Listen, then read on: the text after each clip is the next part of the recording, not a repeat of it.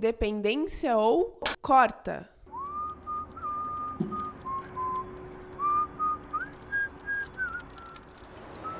Nós somos o coletivo Somni Filmes, estamos produzindo o curta-metragem Sem Asas. São Paulo é um lugar que abre a pergunta para você: quem é você, o que você quer, o que você está procurando, porque aqui tem.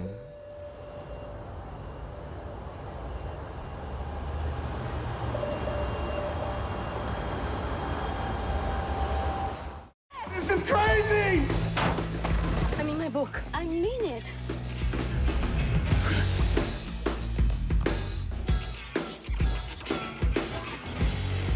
Don't you see what's happening? What the fuck?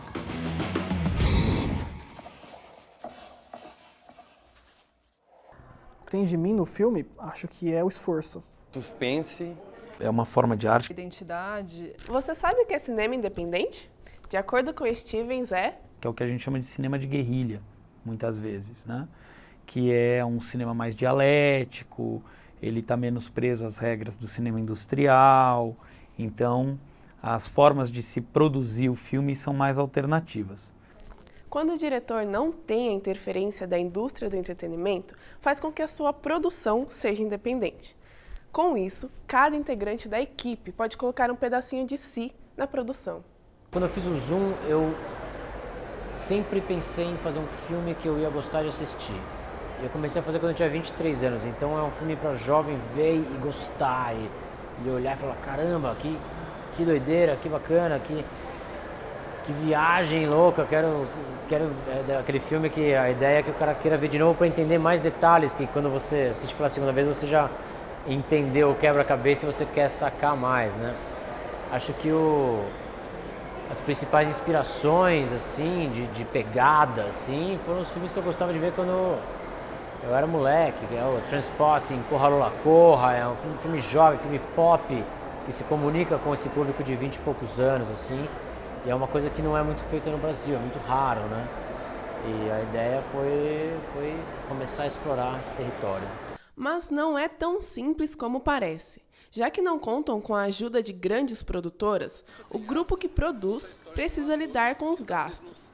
Para isso, fazem uso de vaquinhas, rifas e de todas as outras formas possíveis para uma arrecadação. Entre tantas dificuldades e sonhos, sai um filme próprio. Eu sempre fui a pessoa que trabalhou por trás de tudo para fazer acontecer.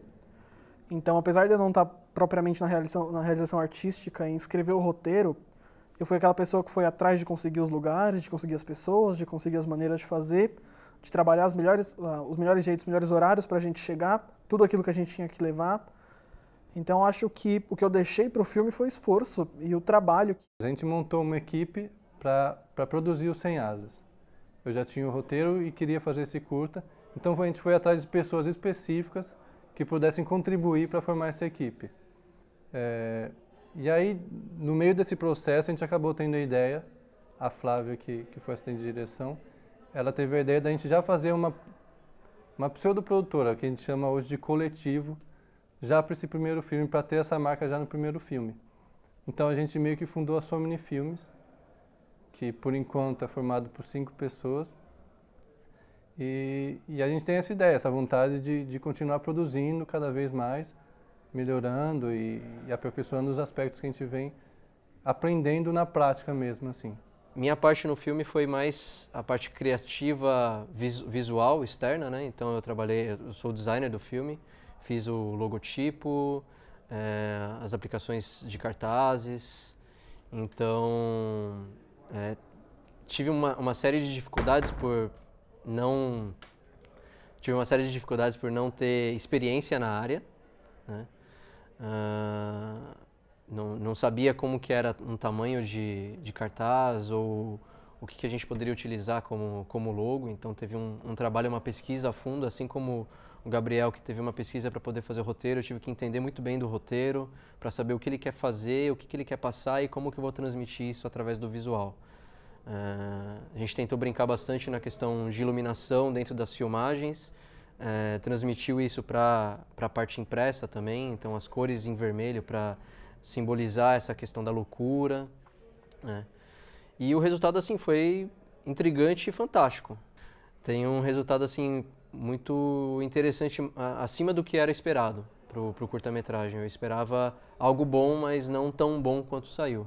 Nós somos do Instituto de Cinema, né? A gente é uma escola, então a gente juntou para fazer um orçamento. A gente até gastou bem mais do que outras turmas, mas a gente fez vaquinha entre os alunos para conseguir. Como todo filme independente que a gente tem hoje no Brasil, a dificuldade do filme principalmente é verba, é dinheiro. A gente não consegue... você precisa de muito incentivo financeiro, o que não é fácil você conseguir no Brasil. Produzir um curta dessa magnitude que a gente fez, eu acho que foi um esforço descomunal com relação financeira. E acho que isso envolve muito também como é feito o cinema no Brasil. Para realizações como essas, a gente consegue muito por conta de colaborativo. Né? O coletivo as pessoas com o mesmo interesse em fazer uma coisa funcionar. Não é aquela coisa, eu vou fazer porque está me pagando, não, eu vou fazer porque eu gosto, eu quero ver isso ficar legal. Acho que isso é uma coisa que falta muito não só para o cinema brasileiro, mas falta muito acho que para as pessoas, a colaboração. Como a gente hoje vive essa realidade do cinema digital e todo mundo tem acesso a câmeras digitais, ou quase todo mundo que queira fazer cinema, né, consegue acesso a essas câmeras, você tem uma situação onde a facilidade do equipamento somada à guerrilha, a forma de se fazer na guerrilha, faz com que seja mais fácil se fazer cinema independente no Brasil hoje. Em geral, você vai estabelecer, como eu falei, uma forma de guerrilha na hora da produção. E aí você vai improvisar, você vai fazer um cinema muito mais dialético. As pessoas que participam do filme independente, elas precisam de um engajamento muito maior, elas precisam ter um senso de pertencimento no filme, porque provavelmente vão trabalhar a maior parte delas de graça, né? Ou por muito pouco dinheiro. Então, tudo isso exige que o produtor, o diretor do filme, eles tenham um espírito de liderança diferente, um espírito de liderança que engaje e resiliência, né?